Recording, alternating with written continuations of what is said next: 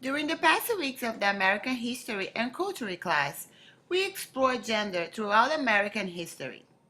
It is crucial to evaluate gender in order to comprehend America culturally and socially. One of the many struggles in American history is the fight of a woman for gender equality, since gender inequality has been an issue since early years. Today, all citizens have the right to vote, but this scenario was different many years ago. Women have to deeply fight to accomplish suffrage in the United States.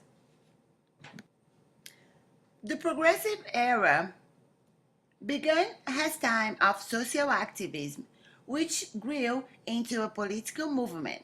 It happened from 1890 to 1920.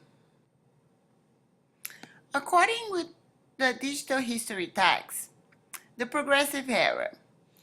Progressivism is an umbrella label for a wide range of economic, political, social, and moral reforms. These included efforts to outlaw the sale of alcohol, regulate child labor, and sweatshops, scientifically manage natural resources, ensure pure and wholesome water and milk, Americanize immigrants, or restrict immigration altogether and burst or regulate trusts. During the Progressive Era, the women's suffrage movement began. According to the National Women's History Museum website, the women's suffrage movement actually began in 1848, when the first Women's Rights Convention was held in Seneca Falls, New York. For the next 50 years, women's suffrage supporters worked to educate the public about the validity of human suffrage. Going back to the digital history text, the struggle for women's suffrage. As American states widened suffrage to include virtually all white males, however, they began denying the vote to free blacks and in New Jersey to women, who had briefly won this privilege following the Revolution. During the early 19th century, however, a growing number of women became convinced that they had a special mission and responsibility to purify and reform America's society.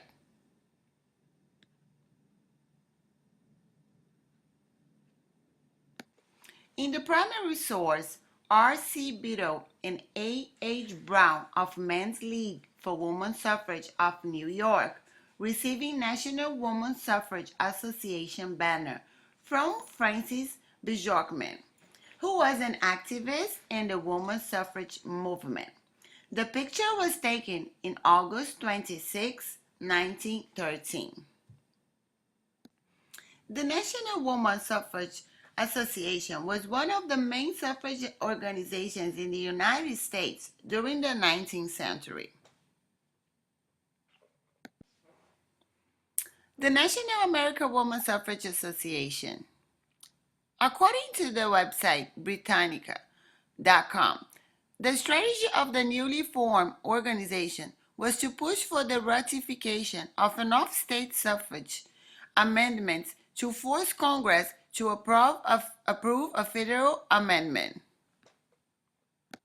The website brynmawr.edu stated that the National American Woman Suffrage Association represented millions of women and was the parent organization of hundreds of small local and state groups.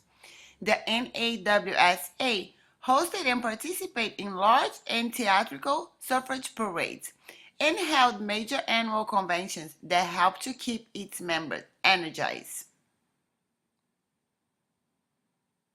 The other aspect of the image is R.C. Biddle and A.H. Brown, who were members of the Men's League for Women's Suffrage of New York. According to the National Women's History Museum website, men were involved with the suffrage movement in the 20th century as well. Beginning in about 1910, men began forming men's leagues for women's suffrage. In 1912, the National Men's League had 20,000 members.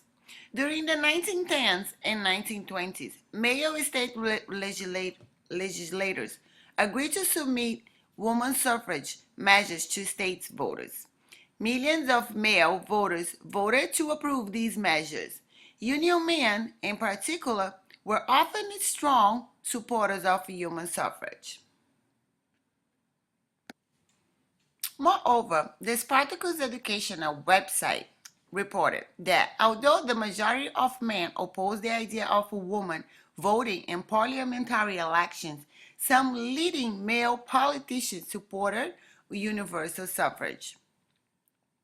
In 1907, several left-wing intellectuals and 32 other men formed the Men Leagues for Women's Suffrage, with the object of bringing to bear upon the movement the electoral power of men, to obtain for women the vote on the same terms as those on which it is now or may in the future be granted to men.